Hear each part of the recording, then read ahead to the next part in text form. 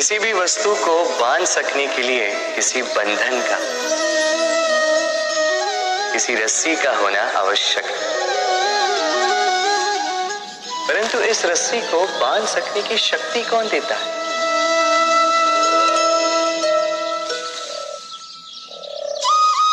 वो धागे जिनसे जुटकर ये रस्सी बनी। अब बताइए, प्रेम को किस रस्सी से स्वयं तक बांधेंगे आप?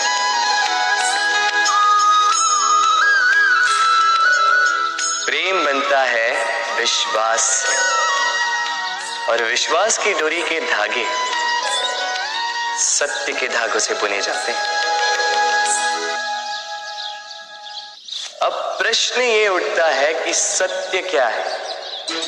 वो जो हमने देखा, वो जो हमने सोचा? नहीं, हमारा सत्य वो है जिस पर हमने विश्वास कर लिया, और विश्वास वो जिसे हमने सत्य समझ लिया। वास्तविकता में सत्य और विश्वास दोनों एक ही सिक्के के दो छोर हैं। जहां सत्य नहीं, वहां विश्वास की नींव नहीं, और जहां विश्वास नहीं, वहां सत्य अपना धरातल खो देता है। तो यदि किसी का सत्य जानना है तो विश्वास कीजिए, प्रेम का धरातल बन जाएगा और मन प्रसन्न होकर बोलेगा, राधे राधे।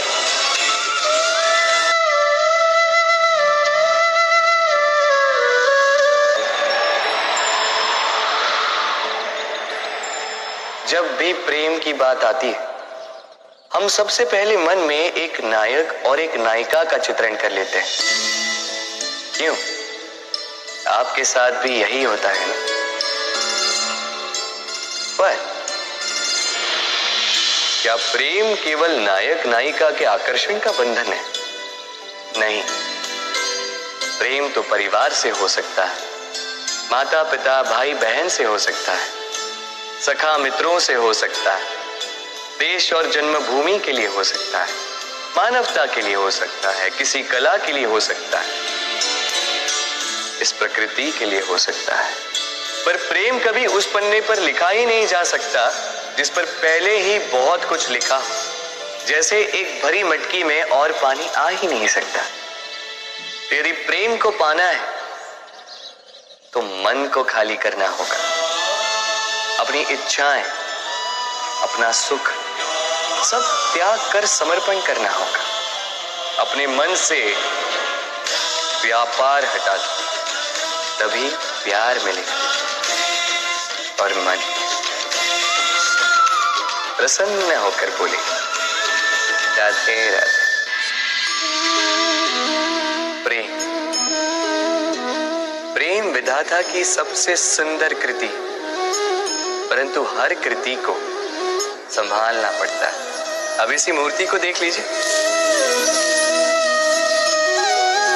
जब कलाकार ने इसे रचा तब ये बहुत सुंदर थी, परंतु इसके पश्चात इसे संभाला नहीं गया।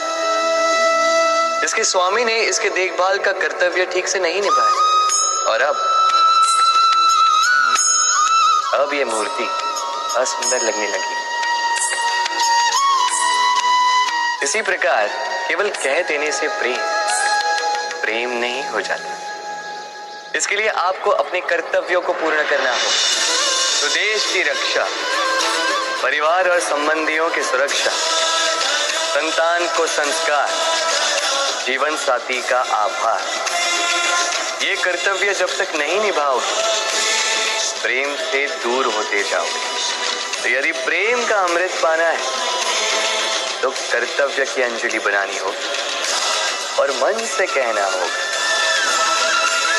राधे राधे। भय सबको होता है, चाहे वो पशु हो, पक्षी हो या मनुष्य। वास्तविकता में मनुष्य भय को अपने साथ लेके ही जन्म लेता है। तो इस भय से, भय कैसा? यदि भय बुरा भाव होता तो क्या इसे हम अपने साथ लेके जन्म लेते? वास्तविकता में भय हमें आगे बढ़ने के लिए प्रेरित करता है। अब देखिए, जीवन जाने का भय आपसे स्वयं की सुरक्षा करवाने का प्रयास करता है। अपमान का भय सदाचार की ओर बढ़ाता है। किसी प्रिय को खो देने का भय उसके लिए कर्तव्य पालन करने को प्रेरित करता है। किंतु ये भय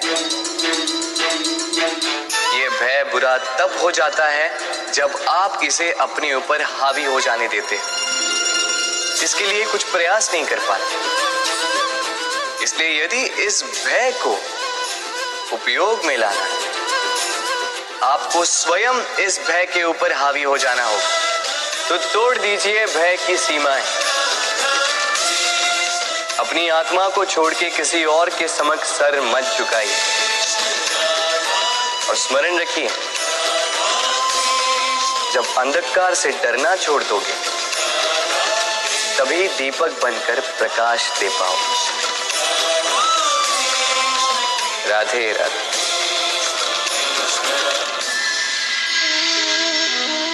मनुष्य का स्वभाव है कमाना, संग्रह कर, फिर चाहे वो धन हो, नाते, संबंध या हो प्रसन्नता।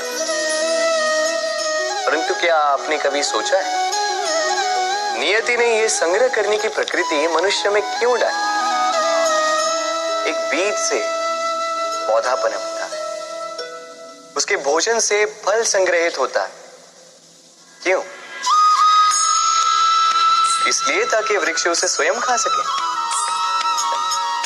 नहीं, बल्कि इसलिए ताकि वो भूखे जीवों में बांट सके। अब आप पूछेंगे कि इसमें वृक्ष का क्या लाभ? लाभ है, क्योंकि जो बांटता है वो मिटता नहीं। जो फल ये जीव खाते हैं वो उसके बीजों को वातावरण में बिखेर देते हैं, जिससे जन्म लेते हैं नए वृक्ष। उसकी जाति, उसका गुण, उसकी मिठास अमर हो जाती। इसलिए स्मरण रखिएगा, अमीर होने के लिए एक एक क्षण संग्रह करना पड़ता है, किंतु अमर बनने के लिए एक एक कण बांटना पड़ता है। राधे राधे।